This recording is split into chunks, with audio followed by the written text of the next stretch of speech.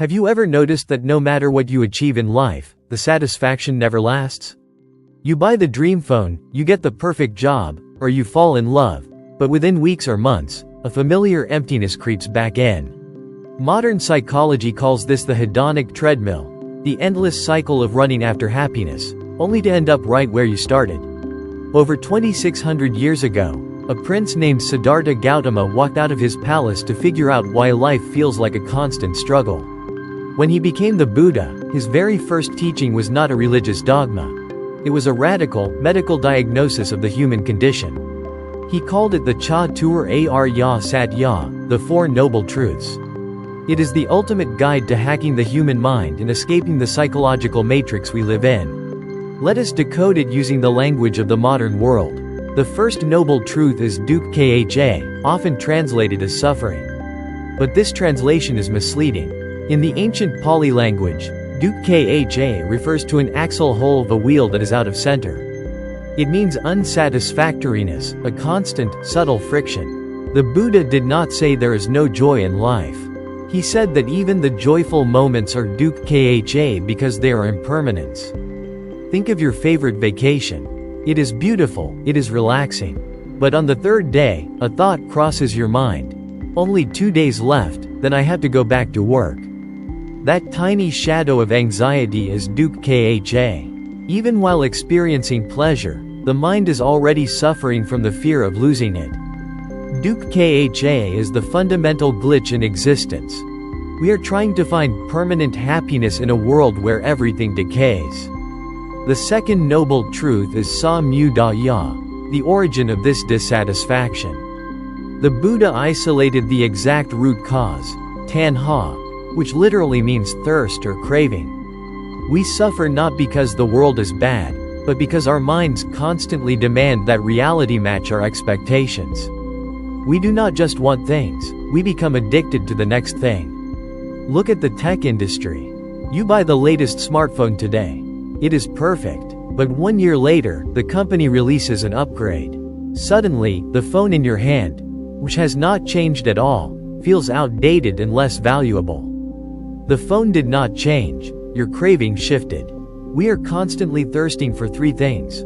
First, kamatana, sensual pleasures like food, comfort, and entertainment.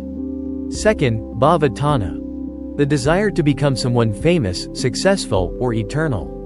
And third, vibhavatana, the desire to escape or destroy what we dislike, such as avoiding pain, depression, or reality. The third noble truth is nirodha, the cessation of suffering. This is the ultimate good news of Buddhism. The Buddha acts as a spiritual doctor. After diagnosing the disease and finding the cause, he states that the disease can be completely cured. If suffering is caused by craving, then the cure is simple: extinguish the craving. This state of absolute coolness, where the mind no longer frantically reaches for the next high or panics over a low, is nirvana. It is not a place you go after death. It is the mental freedom you experience right now when you unplug from the matrix of expectations. Imagine you are playing an intense video game, and you keep losing. You are angry, sweaty, and stressed. Suddenly, you realize it is just a game, and you press the power off button. Instantly, the stress vanishes. The room becomes quiet. You are still there, but the illusionary conflict is gone. That quietness is nirodha. The fourth noble truth is magga, the practical treatment plan to achieve this freedom. The Buddha did not just give a philosophy. He gave an actionable blueprint called the Noble Eightfold Path, or Dook-kha Magga. It is a complete rewiring of your life, divided into three modern categories. First, wisdom, or pan-nya. Changing how you view the universe through right understanding and right intention. Recognizing that everything changes and that you cannot own anything. Second, ethics, or sila. Cleaning up your external life so your mind can remain calm through right speech, right action, and right livelihood. You cannot meditate if your conscience is heavy with guilt or deceit. And third, meditation, or samadhi. Mastering the machine of your mind through right effort, right mindfulness, and right concentration. Training your mind to anchor in the present moment rather than drifting into the anxieties of the past or future. People often criticize Buddhism as being pessimistic, but the Four Noble Truths are actually the ultimate form of realism. If a doctor tells you that you have a disease, they are not being pessimistic. They are giving you the chance to get cured. The Buddha diagnosed our universal mental dissatisfaction, pointed out our addiction to craving, assured us that freedom is possible, and handed us the keys to the exit door. The choice to step through that door and master our own minds is entirely up to us.